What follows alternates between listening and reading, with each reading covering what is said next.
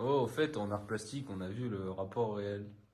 Ah ouais? Et vous en pensez quoi du rapport au réel?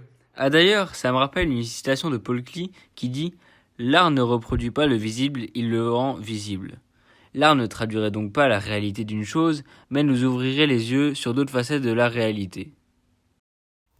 Ah oui, pour cela, l'art fait appel à plusieurs degrés d'iconicité qui construisent le rapport au réel. Le degré d'iconicité se mesure dans l'écart entre le réel et sa représentation d'après l'échelle d'Abraham Molls, qui les organise en 12 degrés d'iconicité. Les degrés d'iconicité dépendent donc de l'écart d'éloignement avec le référent. Par ailleurs, parmi les 12 degrés d'iconicité, la plus intense est l'iconicité maximale qui présente le réel lui-même, comme l'œuvre Comédiane de Maurizio Cattelan, qui présente une réelle banane scotchée au mur. Dans ce degré d'iconicité, l'œuvre existe d'une manière autonome et n'est pas un produit de la pensée. Aussi, à la limite de l'iconicité maximale, on y retrouve des œuvres qui représentent le réel.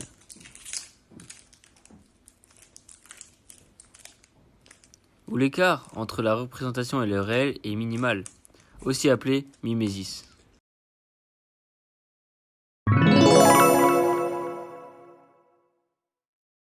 Ah oui, la mimésis est présente dans certaines œuvres, comme l'œuvre Supermarket Lady de Dwayne Hanson.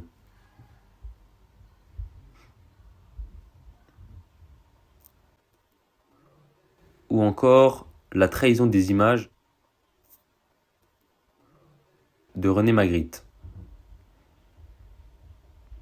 Ces œuvres exposent une volonté de créer une œuvre qui ressemble le plus possible à l'image du réel, mais qui reste tout de même dans la représentation du réel, ce qui les différencie de l'iconicité maximale qu'elle présente le réel. Il y a aussi des degrés d'écart plus grands, comme avec les œuvres ressemblantes, par exemple, avec la série des cathédrales de Rouen de Monet, qui sont un ensemble de traits communs avec le réel.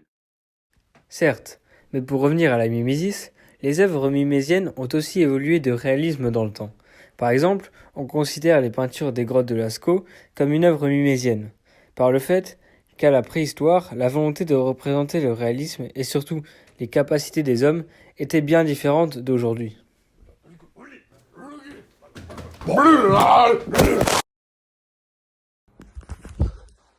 Ah d'accord, ceci explique donc cette différence de niveau de réalisme maximal entre ces deux époques.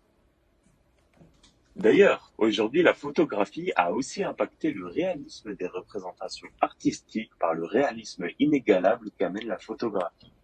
Mais la photographie a aussi amené à une libération de cette représentation réaliste dans les arts appliqués. En conclusion, le rapport réel est donc le degré d'iconicité qui se mesure dans l'écart entre le réel et sa représentation. Dans l'échelle de Molls, cet écart mesurable est représenté par le rapport entre la représentation et la chose réelle, appelé référent. Cette interprétation du réel illustre le parti pris de l'artiste qui donne à voir la chose représentée différemment. Et voilà. Ouais!